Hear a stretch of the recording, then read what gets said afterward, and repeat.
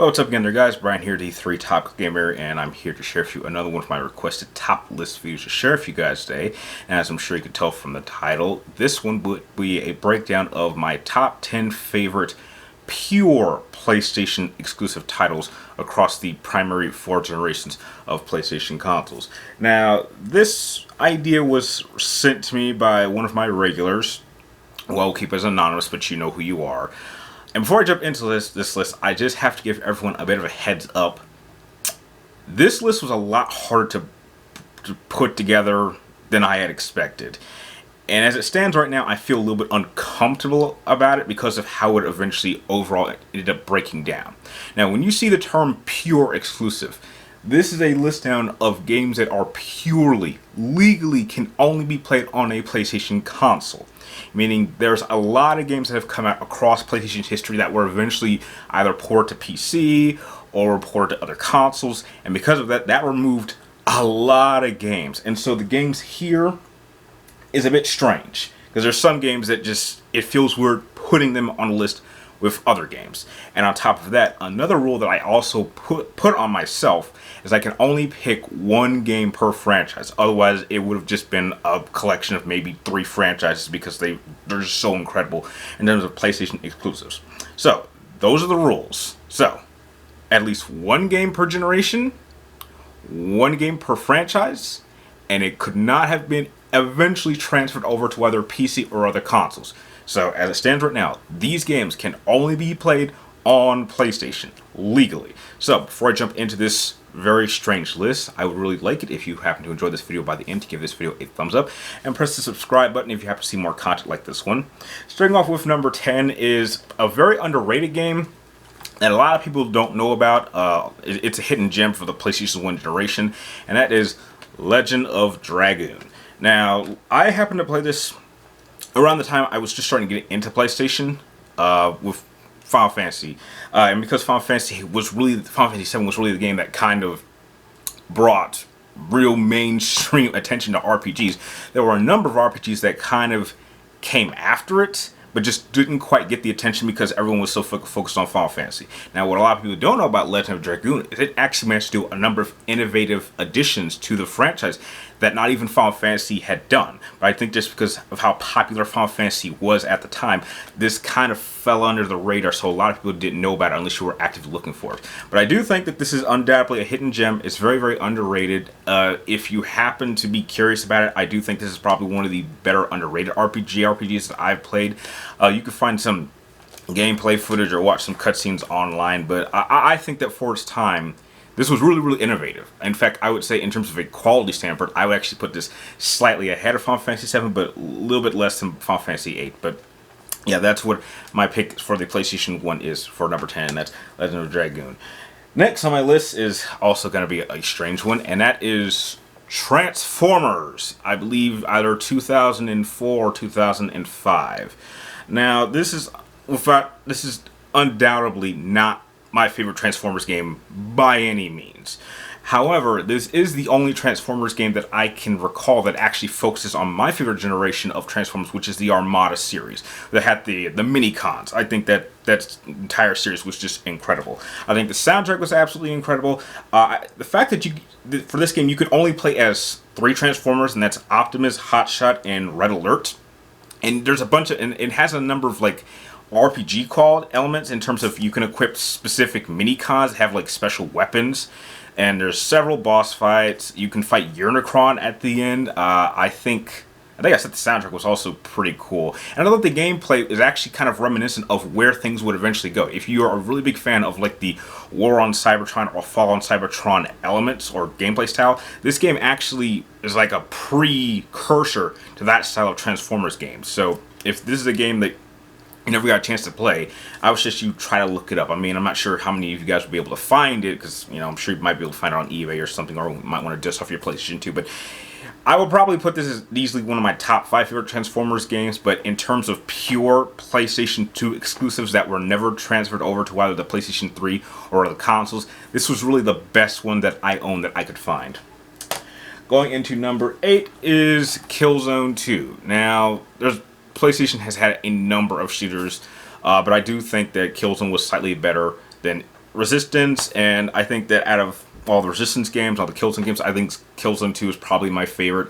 It really was one of the first games that really showed off what the PlayStation 3 could really do. I think a lot of us can still remember the famous and just really popular opening cinematic, which was kind of almost close to how it was in the actual game when it released. I love the story, how it continues from Killzone 1 and how things will lead up into Killzone 3. I love the characters, I like the story, I like the gameplay style. It was much more grounded and a lot more rigid than rigid. What's that word mean?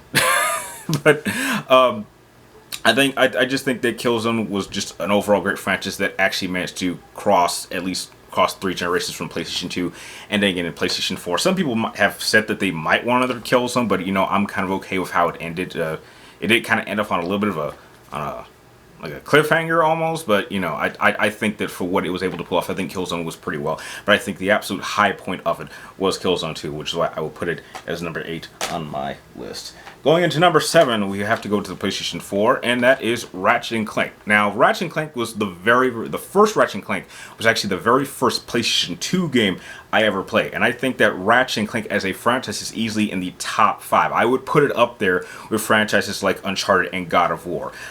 This is an absolute system seller. When the next Ratchet & Clank comes out, which it might come out next year, which is, that is a console seller. Whenever they give me a release for that day, that is the day I'm going to buy my PlayStation 5. That is an absolutely a day one buy. But I think that out of all the Ratchet & Clank games that have come out, I like this one the most. This is easily a 9.5. This is easily, I would probably put it in my top 10 favorite PlayStation 4 exclusives that I'll probably do another list for that coming up next.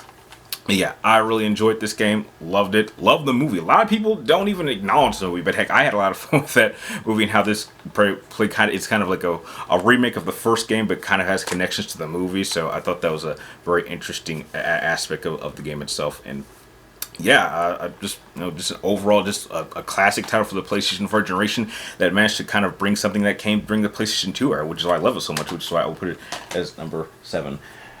Number 6 is a absolutely timeless game that started on the PlayStation 2, transferred to PlayStation 3, and got kind of semi-remade almost a little bit in PlayStation 4, and that is Shadow of the Colossus. This is an absolutely timeless game. This is a 9.5 out of 10. The only reason I could not give Shadow of the Colossus a 10 out of 10 game is simply because of its controls. But I think the story is one of a kind. As far as I can recall, there is no game that I can think of that is anything like this in terms of playing as a silent character who is just going around this massive, beautiful, just abandoned land and just killing colossuses, which if you look at it from a certain point of view, you're kind of the bad guy here. Because these colossus are just minding their own business. You're going into their territory and climbing all over them and stabbing them. And I think it's kind of the ultimate example of kind of a action puzzle game, because half of the challenge is just trying to figure out how to maneuver around these giant moving just hulks of beasts and just trying to take them down. And you feel kind of sad just stabbing them because they're just defending themselves. I mean, it's kind of the equivalent of going out into the wild and just killing some innocent animal because it's just minding its own business. I mean, it's no threat to you, but heck, you're going into its territory and kind of killing it, which is why I always feel kind of uncomfortable about it. And there's some great emotional moments. I love the story and just how far are you willing to go? What are you willing to do to try to bring back someone you love? And I think that a number of story elements are by far just absolutely timeless, which is why I still love Shadow of the Colossus to this day. I've played it on every single console, PlayStation 2, PlayStation 3, and of course PlayStation 4. And if it wasn't for those controls, this would be an automatic 10 out of 10 game. But heck, 9.5 is pretty good at it. Pretty good, so heck, that's why it's number 6 on my list. Going into number 5 is going to be interesting because as it stands right now, when I eventually do my strictly PlayStation 4 exclusives, this game is probably going to end up at the top, and that is Persona 5 Royal. I can say these next 5 games are all 10 out of 10s, undoubtedly. And which is odd because that's almost half my list because there's only like 13 of them. And this is probably going to end up being my favorite PlayStation 4 game of all time. Because, I mean, the original Persona 5 was already like a top 5 JRPG of all time. This just pushed that to like a whole new level. Everything about it was incredible. I love the story, I love the visuals, I love the gameplay, I love the soundtrack. Oh god, the soundtrack was incredible. And this just really is a culmination of why JRPGs have always been my favorite genre for like almost the past 20 years. I mean, I can't get any kind of experience like this on any other genre. And I think Persona 5, the fact that this is like, or at least the first Persona 5, was my introduction to the franchise. And it was because of that that I actually went back and started playing the other ones, which is interesting because that's kind of how I got interested in Final Fantasy. Because I had not played any Final Fantasy games up until 7. 7 was my first introduction to the franchise, and then once that was done, I actually went back and started playing some of the older ones, and I realized, heck, Final Fantasy was always a great franchise, and I realized that with Persona 5. And Persona 5 Roll just pushed that to the stratosphere and above any other PlayStation 4 exclusive that I played this generation, which is why I feel honored putting it as number 5, but it'll probably end up being number 1 when I do my PlayStation 4 exclusive list, which I'll probably try to get up like over the next week or two. So yeah, that's why I have to put it as number 5. Now, when we get to these last 4 games, these are all my favorite PlayStation console of all time. They're all 10 out of 10s, and they're all from PlayStation 3. So number 4 on my list has to go to Infamous 2. Infamous 2 is a perfect example of how you take everything from the first game, perfect it, and elevate it. And it managed to do that. I think that Cole McGrath is probably one of my top 10 favorite video game protagonists of all time. I absolutely love the story, and I like how Sucker Punch gave you that dynamic of choosing whether you want to play as a hero or a villain. It had very 2 different story directions. It had several different choices, and that's why it had a lot of replay value for me, which is sadly something that unfortunately Ghost of Tsushima does not have. Now, don't get me wrong. I love that game. I recently platinumed that game. I already did my review for it. Phenomenal game, and I hope to do a sequel. But I think if they'd had that element of having choice and actually have affect the story, I think I would have played that game a lot longer. But heck, that doesn't shame Ghost of Tsushima. Love that game. Great game. Great studio from Sucker Punch. But I think that overall, this is probably the best game that they've ever made. And it's just sad that the Infamous franchise is now officially over. But I think this was actually the pinnacle of that franchise, which is why I would put it as number 4 on my list. Going into number 3, it's definitely going to surprise some people. But heck, it's a phenomenal game, another 10 out of 10, and that is Uncharted 2. Uncharted 2 is undoubtedly my favorite entry in the Uncharted franchise. I think this is my favorite Naughty Dog game of all time. A lot of people put Uncharted 4, and I can understand why, but I would definitely put this a little bit ahead of that game. Because for me, I think usually the best entry in most franchises to be like the best of the series is usually the sequel, because the first one kind of establishes everything, and then the sequel just kind of elevates that, and then after that, it just kind of gets harder and harder to top the primary sequel. Nathan Drake at his best. I like the environment. I like the story. I think it brought a lot of major changes, and it really kind of showed really what the PlayStation 3 could really do. I mean, a lot of games could really show that, but this, at the point of this game's release, really pushed the system to its limits. And there were other games that tried doing that and almost replicated that, because a lot of people say that The Last of Us, the first one, was like a better game, but heck, I would pick this over The Last of Us any day. Even though I don't think that game was a bad game, I think it's okay for what it did, but heck, I would pick this undoubtedly over any Last of Us game. And it is my favorite Naughty Dog game of all time, as well as Uncharted game. 10 out of 10, but heck, I gotta put it as number 3. Number 2 on my list has to go to God of War. God of War is undoubtedly my favorite entry in the God of War franchise. It is probably my favorite hack and slash game, even more so than Devil May Cry. And I just think that, you know, this is the culmination of the face of PlayStation. A lot of people aren't even sure who the, like, you know, every main, you know, gaming company has a face of the company. You know, Mario is for Nintendo, Master Chief is for Microsoft. I think probably Kratos might be the face of PlayStation.